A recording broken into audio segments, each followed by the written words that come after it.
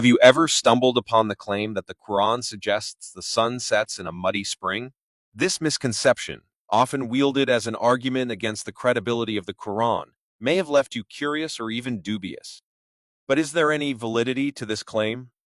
Consider Surah Al-Kahf, chapter 18, verse 86, where Dhul Qarnayn, a righteous king, travels until he reaches the setting place of the sun, and it is described as appearing to set in a dark body of water.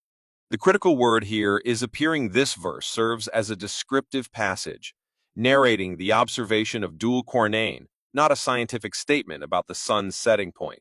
The Quran, as a literary text, uses the language of its first audience, 7th century Arabs, who described the world as they perceived it. Thus, when the Quran describes the sun setting in a muddy spring, it's not making a scientific statement, but using a metaphorical description to convey the experience of Dhul Qarnayn. In conclusion, the Quran does not claim that the sun sets in a muddy spring. This misconception arises from a literal interpretation of metaphorical language.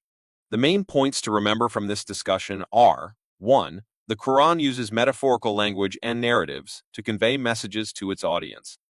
2. The verse in question describes the observational experience of Dhul Qarnayn, not a scientific fact about the sun's setting point.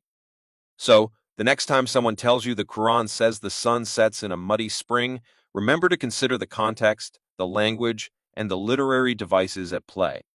Knowledge, after all, is a journey of understanding, not just reading. Share this reel to spread knowledge and follow me for more such content.